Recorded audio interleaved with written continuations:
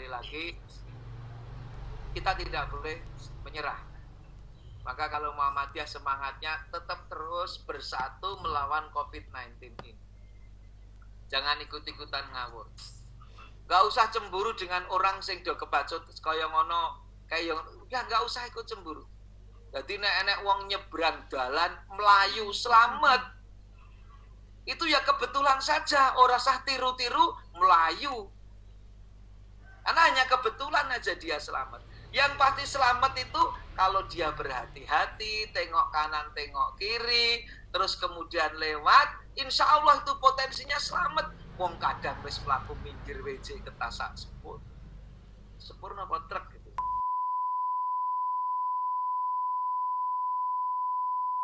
Tentang bagaimana orang yang melakukan ibadah di bawah, sudah kita lakukan himbauan terus-menerus, bahkan di media. Pak Haidar bahkan diundang oleh TV nasional menyatakan dengan tegas. Kita juga sampaikan, kalau kita mengatakan di kampung kita ini aman, karena kampung kita kami tutup, Pak. Barangkali masyarakat saking semangatnya kan, semua gang masuk ditutup. Bahkan le ngomongnya ya kleru-kleru, kampungku pokoknya wis tak lodong. Bukan di lockdown, yang wis tak lodong. Mungkin saking semangatnya nulisnya lockdown itu LOOKDONT. Saking semangatnya masyarakat, sehingga mengatakan, Pak kami hijau, wong kampung saya sudah saya pagari.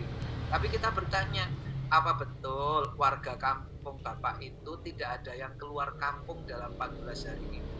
Kalau warga kampung Bapak itu masih keluar kampung, ke pasar, ke banyak tempat dalam 14 hari ini, ya kita nggak berani mengatakan bahwa kampung Bapak itu adalah kampung hijau. Oleh karena itu yang terpenting adalah sunnah Rasul ketika sedang terjadi wabah itu adalah tinggalkan yang madorot, jaga betul.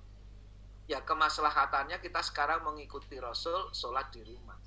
Memang masih ada yang sholat itu basisnya semangat. Padahal kalau kita benar, ibadah itu jangan hanya berbasis semangat, tapi berbasislah ilmu.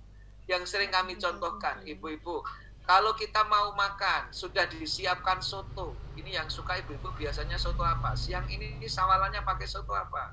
Cengkleng, Pak. Cengkleng, Pak. Pakai cengkleng. Cengklengnya sudah siap. Bayangkan itu, sudah siap. Minumnya siap. Tambahan buahnya sudah siap. Tiba-tiba, belum sempat makan, di masjid ada panggilan azan. Allahu Akbar, Allahu Akbar.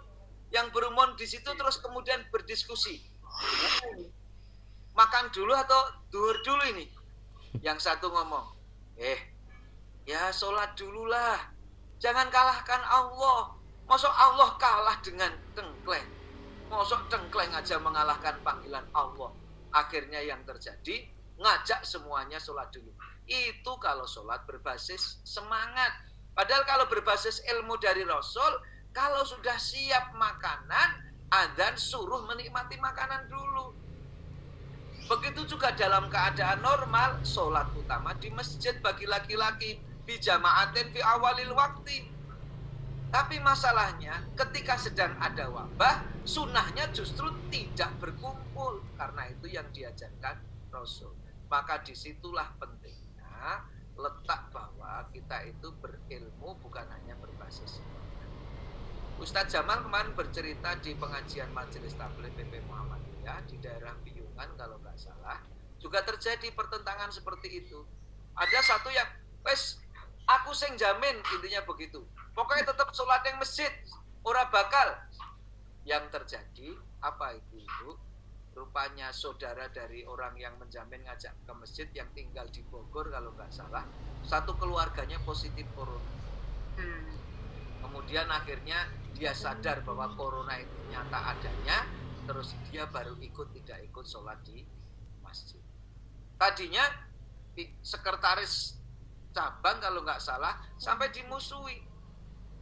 Apalagi misal kemudian yang kita dengar selalu ceramah, semua yang terjadi itu adalah sudah ditulis di Lauhul Mahfuz. Siapa yang akan terkena corona di sana sudah tertulis. Maka kalau yang ditulis di sana yang terkena corona itu Agus. Kalau kita bukan Agus, walau kita ketemu corona akan nyingkir. tetaplah ke masjid karena sudah ditulis. Saya sebetulnya pengen tanya sama Ustadz itu, apa memang Ustadz sudah ngintip bahwa yang ditulis di sana itu Agus? Justru karena kita tidak ngerti siapa yang ditulis di sana, yang kita lakukan adalah nasihat Rasul. Jauhi wabah itu.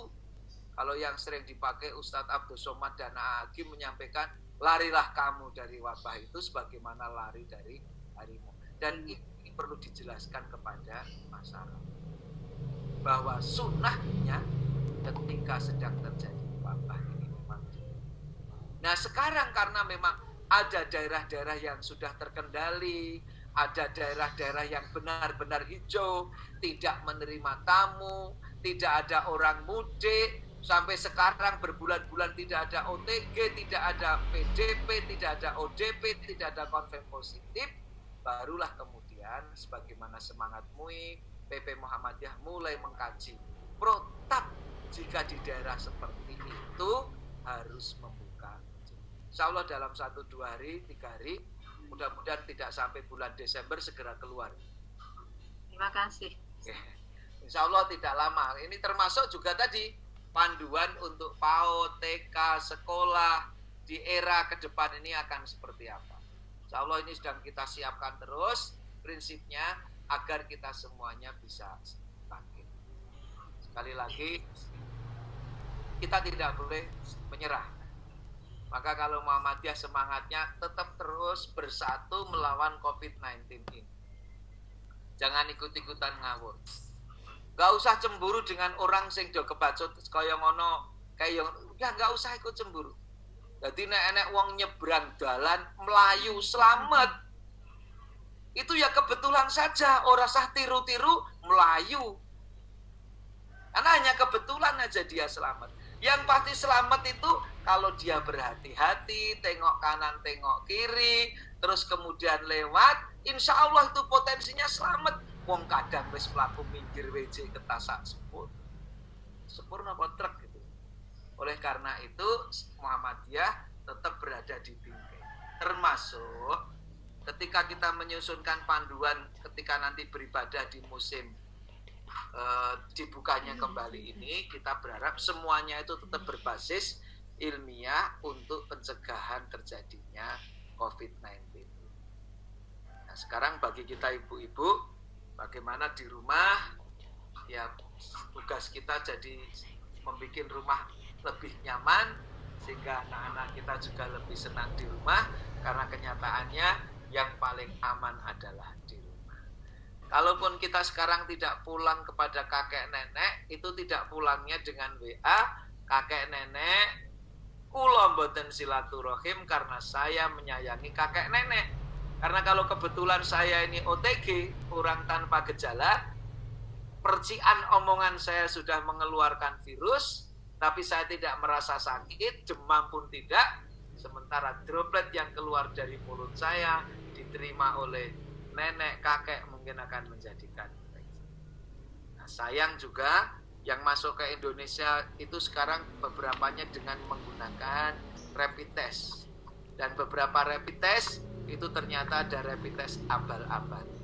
Yang tidak abal-abal pun, rapid test ini kan baru reaktif kalau sudah terjadi proses infeksinya lebih dari 7 hari. Karena kalau sebelum 7 hari, proses antigen antibody-nya itu belum berjalan dengan baik. Sehingga kalaupun sudah di rapid test positif negatif, belum tentu kalau kita rapid testnya masih di bawah 7 hari. Inilah seperti yang Bapak Ibu pernah baca tulisan seorang ibu di Facebook, di media sosial, suaminya bekerja di tempat persiapan rumah sakit khusus COVID di Wisma Atlet itu. Dia sudah berminggu-minggu tidak pulang, betapa kangennya dengan anak-anaknya dan dengan keluarganya, maka ketika sudah 3 minggu, dia ingin pulang dan kemudian dia ikut rapid test. Ketika rapid test negatif, Bapak ini berani pulang, sudah dengan protap, karena rapid testnya sudah negatif. Begitu sampai di rumah, bersih-bersih sudah dia lakukan, kan protapnya Ibu di musim sekarang ini, kalau kita ini keluar, sebaiknya kita tidak hemat, langsung segera cuci baju kita mandi, deterjen itu sudah akan mematikan yang kita bawa. Itu penting. Bahkan di beberapa bapak PWM itu pokoknya kalau pulang sudah ada yang nyiapin gantinya, terus semuanya masuk, bukakan pintu seperti itu. Semuanya udah dijalani. Nah, tapi kemudian setelah bercengkerama dengan anak-anaknya yang masih kecil itu, dalam hitungan hanya beberapa jam, ketika anaknya itu demam dan harus masuk rumah sakit sebagai pasien COVID dalam posisi ini. Dia OTG yang seperti itu yang kita kenal dengan istilah OTG, orang tanpa